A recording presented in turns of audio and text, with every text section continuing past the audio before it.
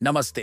हमारे साथ इस सफर में शामिल होने के लिए शुक्रिया, जहां हम बड़े और मुश्किल आइडियाज को एकदम आसान बना देते हैं। आज हम मुंबई की सबसे अंधेरी गली के उस कोने की बात करेंगे जहां कानून नहीं बल्कि एक औरत का खौफ चलता था। यह कहानी है उस नाम की जिसके सामने बड़े बड़े बिल्डर और गैंगस्टर भी सिर झुकाते थे, आपा। मगर इससे भी चौंकाने वाली बात यह है कि जिस महिला को मुंबई की गॉड मदर कहा गया, वह असल में एक हेड कांस्टेबल की सीधी सादी बेटी थी। 10 भाई बहनों में से 7वीं, जो सिर्फ अपने पति और बच्चों के साथ एक सामान्य जिंदगी जीना चाहती थी। तो फिर क्या हुआ?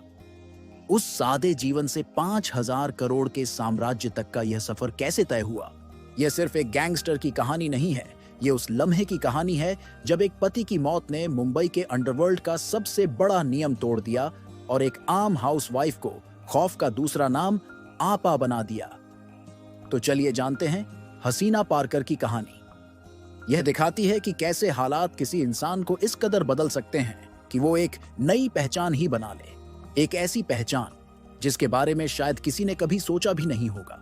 तो सबसे बड़ा सवाल तो यही है, आखिर एक औरत जो अपने घर और बच्चों की दुनिया में ही खुश थी, वो मुंबई की गलियों में खौफ का दूसरा नाम कैसे बन गई? चलिए इसी गुत्थी को सुलझाते हैं। तो देखिए, कहानी शुरू होती है हसीना के परिवार से ही, एक ऐसा परिवार जहां दो बिल्कुल अलग दुनिया एक साथ थी। एक तरफ कानून का राज था, तो दूसरी तरफ उसी कानून को तोड़ने की पूरी तैयारी। और यहीं से दाऊद की परछाई हसीना की जिंदगी पर पड़ने शुरू हो गई थी। सोचिए, हसीना एक ऐसे घर में पली बढ़ी जहां उनके पिता इब्राहिम कासकर पुलिस में हेड कांस्टेबल थे, मतलब कानून के रखवाले, और दूसरी तरफ उनका भाई दाऊद इब्राहिम उसी कानून का सबसे बड़ा मुजरिम बनने की राह पर था।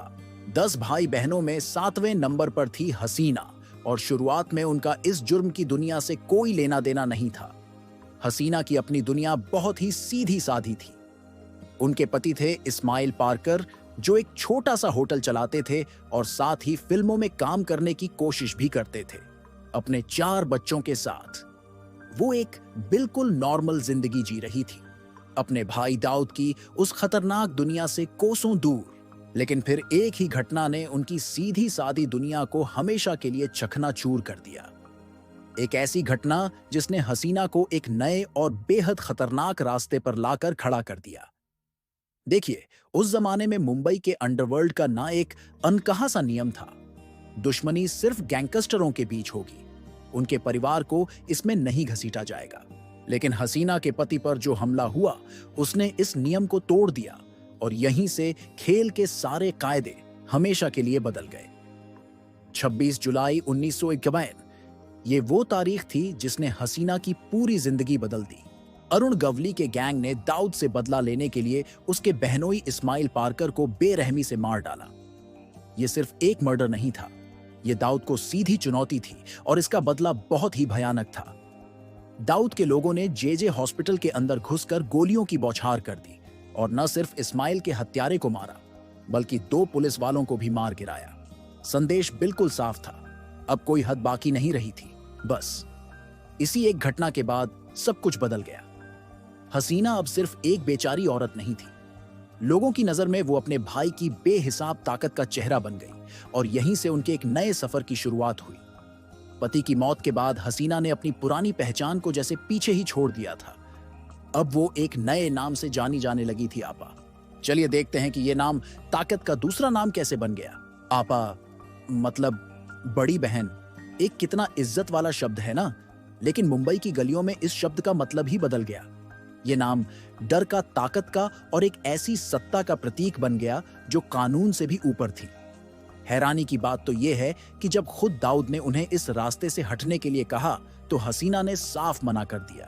कहते हैं, उन्होंने कहा, भाई अब मैं पीछे नहीं हटूंगी। मतलब ये कोई मजबूरी नहीं थी, ये उनका अपना फैसला था।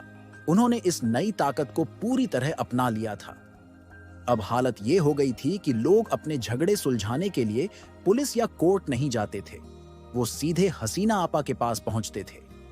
उन्होंने एक खालीपन को भर दिया और अपनी एक अलग ही अदालत बना ली, जहां फैसला तुरंत होता था। और देखते ही देखते हसीना पारकर सिर्फ एक नाम नहीं रही, बल्कि वो एक पूरा साम्राज्य बन गई। आइए देखें कि उनका ये साम्राज्य आखिर चलता कैसे था। उनका सिस्टम बड़ा सीधा साधा था, लेकिन बहुत असरदार। लोग अपनी परेशानियां लेकर आते, हसीना अपना आखिरी फैसला सुनाती और उस फैसले को मनवाने के लिए एक मोटी रकम कमीशन के तौर पर ली जाती थी। ये उनका अपना दरबार था जो सिर्फ डर और दबदबे पर चलता था। एक अनुमान है कि हसीना पारकर करीब करीब 5,000 करोड़ रुपए की प्रॉपर्टीज को कंट्रोल करती थी। जरा इस आंकड़े के बारे में सोचिए। यह रकम अपने आप में एक पूरा का पूरा साम्राज्य थी। उनका दखल हर जगह था, प्रॉपर्टी के झगड़ों से लेकर एसआरए प्रोजेक्ट्स तक, बॉलीवुड फिल्मों के ओवरसीज राइट से लेकर केबल टीवी नेटवर्क तक। और तो और वो भारत में दाऊद की बेनामी संपत्तियों की भी देखभाल करती थी। यानी वो प्रॉपर्टी जो थी तो दाऊद की पर नाम किसी और का था। ये एक केस उनकी ताकत को समझने के लिए काफी है। एक बिल्डर से एक एसआरए प्रोजेक्ट के लिए 1 करोड़ रुपए लिए गए। जब वो प्रोजेक्ट रुक गया तो बिल्डर को सिर्फ 70 लाख वापस मिले। बाकी के 30 लाख हसीना ने कमीशन बोलकर रख लिए। जब बिल्डर ने हिम्मत करके पुलिस में शिकायत की तो उसकी एफआईआर तक नहीं लिखी गई। बाद में जब कोर्ट के ऑर्डर पर एफआईआर हुई भी तो गिरफ्तारी वारंट के बावजूद पुलिस उन्हें हाथ तक नहीं लगा सकी। लेकिन हर साम्राज्य का अंत होता है, तो चलिए अब हसीना पारकर की जिंदगी के आखिरी चैप्टर पर एक नजर डालते हैं और उन सवालों को देखते हैं जो वो अपने पीछे छोड़ गईं। साल 2006 में उन्हें एक बहुत बड़ा झटका लगा। उनके बेटे और उनके वारिस दानिश की एक रोड एक्सीडेंट में मौत हो गई। कहते हैं इस सदमे से वो कभी पूरी तरह उभर ही नहीं पाई। इसके 8 साल बाद 6 जुलाई 2014 को दिल का दौरा पड़ने से हसीना पारकर की भी मौत हो गई। और इसी के साथ मुंबई अंडरवर्ल्ड के एक चैप्टर का अंत हो गया। और ये बात शायद सबसे ज्यादा चौंकाने वाली है।